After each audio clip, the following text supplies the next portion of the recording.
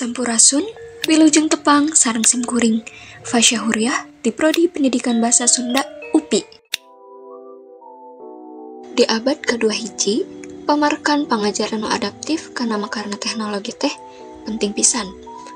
Mayoritas siswa generasi Z hirup di sabudeureun teknologi digital. TikTok salah sahiji platform media sosial nu jadi bagian tina rutinitas digital maranehna. Kukituna, integrasi TikTok karena pengajaran mengerupa usaha bikin jadi jukang antara dunia siswa jeung atikan. TikTok salaku media pemantik dina pengajaran sisindiran.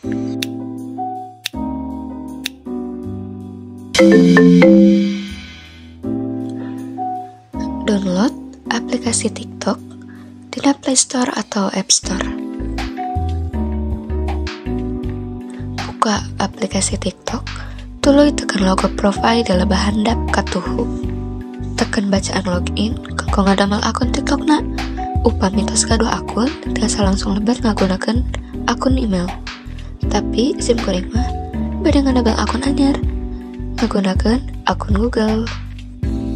Saatos ngadamel akun, tiasa langsung tekan tanda tambah di lebah tengah handap.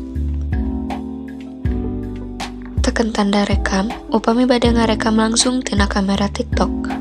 Tapi sim kuring mah bade nganggo video anu parantos direkam dina kamera HP. Salajengna kana tahap editing. Urang bisa make fitur-fitur nu disayogikeun ku TikTok. Contohna, urang bisa make background, efek, filter sareng teks secara haratis.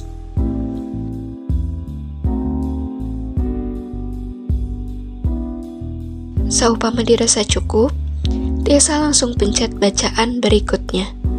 Dina ieu fitur, urang bisa nulis caption nu kreatif tur ngirut. Salian teh eta, bisa oge ngagunakeun fitur-fitur hashtag jeung tag.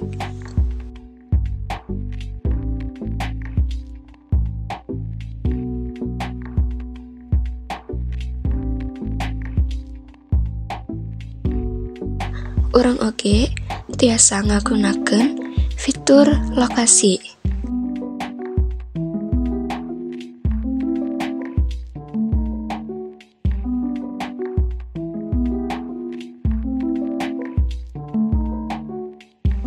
Teras, di dieu oge urang tiasa ngagunakeun fitur saha wae anu ninggal ieu postingan. Pamungkas, tekan tanda posting pikeun unggah hasilna. Kanggo hasilna, tiasa ditinggal di profile. Tuluy pencet videona upami bade ditonton. Tah, kanggo wangsalna tiasa ditulis di kolom komentar.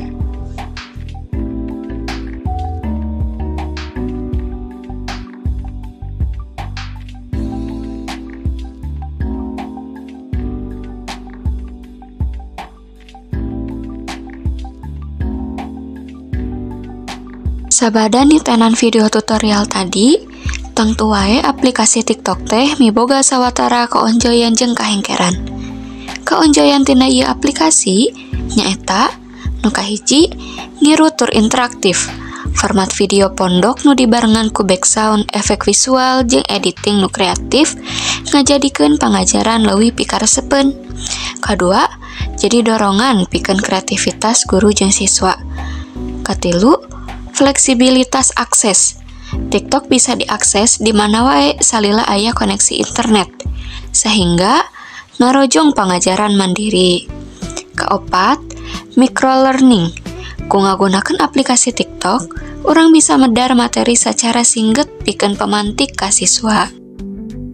Tah, lian ti kaonjoyan, sim kuring oge baris medar naon wae kahengkeranana. Nu kahiji, gangguan konsentrasi. Bisa wae siswa kadistrek jeung leuwih fokus kana konten nu non-edukatif.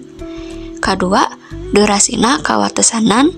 Katilu, butuh koneksi internet. Kaopat, kurangna validasi konten. Jeung nu pamungkas, katergantungan kana visual jeung audio. Tah, kukituna, urang salaku pengguna aplikasi TikTok kudu langkung wijak dina ngamangpaatkeunana.